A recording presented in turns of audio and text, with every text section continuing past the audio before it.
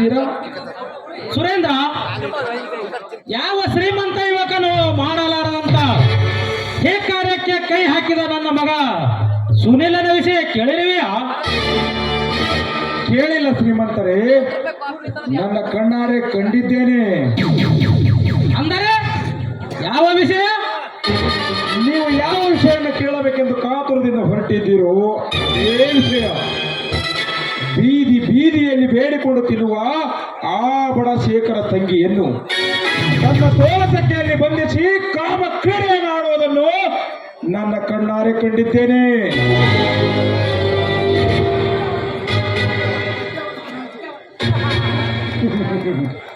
ಶ್ರೀಮಂತರೇ, ಒಬ್ಬ ವಿದ್ಯಾವಂತನಾಗಿ ಒಬ್ಬ ಶ್ರೀಮಂತನಾಗಿ ತನಗೆ ತಕ್ಕ ಒಂದು ಶ್ರೀಮಂತ ಕನ್ಯೆಯನ್ನು ನೋಡಿಕೊಳ್ಳಬೇಕೆಂಬ ವಿಚಾರ ಕೂಡ ಸುಳಿಯಬಾರದೆ ಆ ನಿಮ್ಮ ಸುನೀಲನ ಮಗನ ಮತಿಗೆ.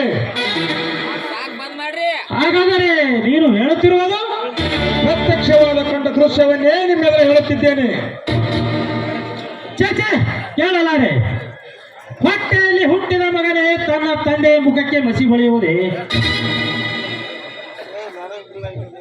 ಅಂತಸ್ತಿಗೆ ತಕ್ಕ ಬೀಗತನ ಮಾಡುವುದನ್ನು ಬಿಟ್ಟು ಬೀದಿ ಬೀದಿ ಅಲೆದು ತಿನ್ನುವ ಭಿಕಾರಿಯನ್ನು ಮನೆಯಲ್ಲಿ ತಂದಿರಿಸಿಕೊಳ್ಳಲಿಕ್ಕೆ ಅದೇನು ವೇಷಗ್ರಹವೇ? ಎಲ್ಲ ಕುಲ ಕಲಂಕ.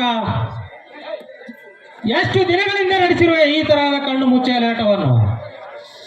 ನನ್ನ ಮಾತಿಗೊಪ್ಪಿ ಆ ಬಡ ಭಿಕಾರಿಯನ್ನು ಬಿಟ್ಟು ಬಂದರೆ ಒಳಿತು, ಇಲ್ಲದಿದ್ದರೆ ನಿಮ್ಮಿಬ್ಬರನ್ನು ಮನೆಯಿಂದ ಹೊರ ತಳ್ಳಿ ತುತ್ತನ್ನಕ್ಕೂ ಗತಿ ಇಲ್ಲದಂತೆ ಮಾಡುತ್ತೇನೆ.